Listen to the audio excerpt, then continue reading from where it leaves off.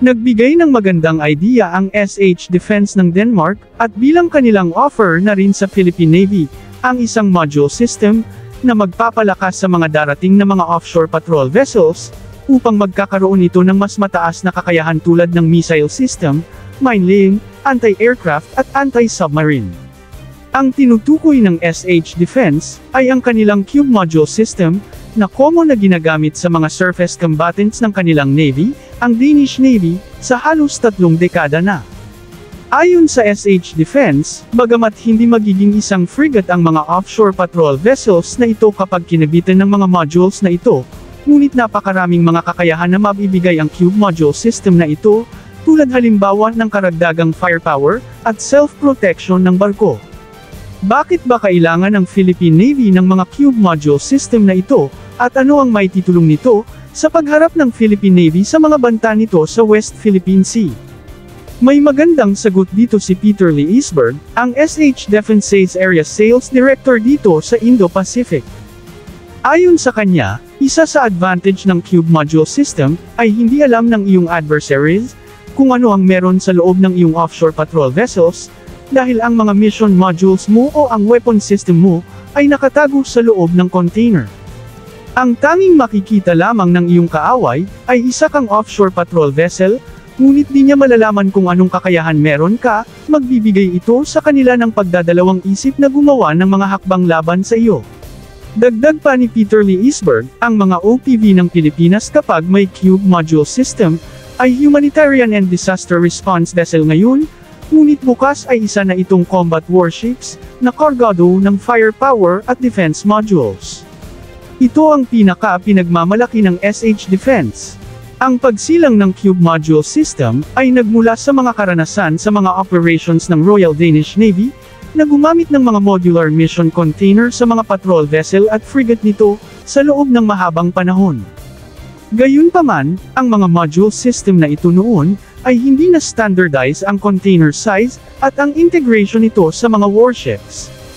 Ito ang dahilan kaya naisilang ang cube module system, na ginawang standard size ang 20-foot or 40-foot commercial container, at ginawa nito ng mga twist at lock system, na nagsesecure sa mga modules, kapag dinala na ito sa mga misyon ng barko.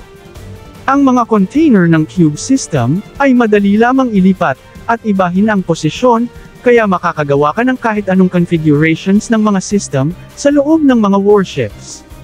Ang maganda dito, nakipag-collaborate ang SH Defense sa mga leading defense company sa buong mundo, tulad ng Thales, Geospectrum Technologies, at Israeli Aerospace Industries, upang makabuo ng mga standard sensing at kinetic mission modules, na maaring lalagyan ng kahit anong weapon system or mission system, na nanaisin ng mga gustong gumamit sa kanilang produkto. Naghahanda na ang Philippine Navy, sa pagdating ng 6 na bagong OPV na ginawa ng Hyundai, at ayon sa Hyundai, ay mga multi-role platform umano ang 6 na OPV na ito. Ngunit kinontra ito ni Peter Lee Isberg, dahil kung ito ay isang multi-role platform, madali mo umano sanang mapapalitan ang mga mission equipments ng barko, base sa bawat mission na gagawin nito. Hindi umano ito makikita sa mga bagong OPV. Ipinagmalaki ni Peter Lee Isberg, na ang kanilang cube module system, ay kakain lamang ng 4 na oras, at mapapalitan na ang mga mission module ng barko. Ito umano ang totoong multi-role. Binigyang diin ni Lee Isberg, na ang mga operasyon ng helicopter deck, at ng mismong helicopter na karga ng barko, ay hindi maaapektuhan, dahil ang pag-install ng cube system ay magiging flush sa deck lamang at hindi sa helideck. Kaya para sa mas maliliit na platform tulad ng mga OPV, ang cube ay isang flexible na system, dahil madali mong magagawa mula isang workhorse ang isang barko, tungo sa pagiging isang fighting warship. Hinding-hindi ito magiging frigate, ngunit tunay na magiging multi-role warship ang ating OPV, makakakuha ka ng maraming kakayahan na magbibigay dito ng dagdag na firepower o proteksyon sa sarili gaya ng mga decoy system, counter-unmanned aerial system, o anti-torpedo system at iba pa. Kabilang sa mga kakayahan na na-highlight ni Lee Isberg, ay ang mine-laying module sa loob ng quarterdeck ng offshore patrol vessel. Binubuo ng parehong launchers at mga storage containers ang mga mission modules, at maaaring makasuporta ng hanggang sa 80 shallow mines, o 16 na cylinder mine, sa isang buong configuration ng mine layer. Sinabi ng SH Defense na sa pamamagitan ng sistema ng mine laying nito, ang Pilipinas ay maaaring mag-deploy ng anumang uri ng mga naval mines, kung ang opsyon na ito ay gagawin sa modules. So ano pa ang may titulong ng Cube Module System na ito sa laban ng Pilipinas sa West Philippine Sea? Sagot ni Leesburg ay deterrence approach.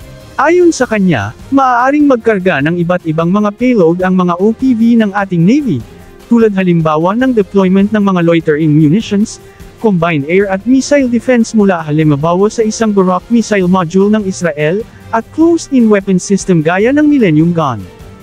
Binigyang diin din ni Peter, na tiyak nahihirapan ang mga kalaban ng Pilipinas, na tukuyin kung anong mga kakayahan ang taglay ng mga OPV ng Philippine Navy, dahil maraming mga mission module na magagamit sa barko, sa pamamagitan ng Cube System. At ito ang magpapalito sa kalaban ng bansa. Isa sa iniwasan sa mga labanan sa karagatan, ay ang masurpresa ka sa kakayahan ng iyong inakalang mahinalang na kalaban, kung di ka sigurado na kaya mo ang kakayahan ng kalaban, ay magdalawang isip ka na gumawa ng hakbang laban sa kanya. Yan ay basic na tactic of war, ayon sa mga military experts. Tina-target din ng SH Defense na ang magkaroon ng mga cube system para sa mga Tarlac-class na landing platform docks ng Philippine Navy, na maaaring maglagay ng ilang mga container sa flight at well deck nito, nangangahulugang ang mga Tarlac-class at pati na ang darating pang dalawang strategic sealift vessels, ay maaring maging combat fighting platform kung kinakailangan, hindi lang pang humanitarian mission.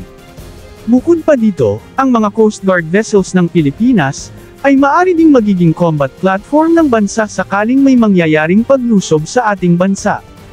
4 na oras lang ang kailangan, at ma-convert na ng bansa, ang lahat ng Coast Guard vessels nito, sa pagiging warship, bagay na dapat pansinin ito ng ating Department of National Defense.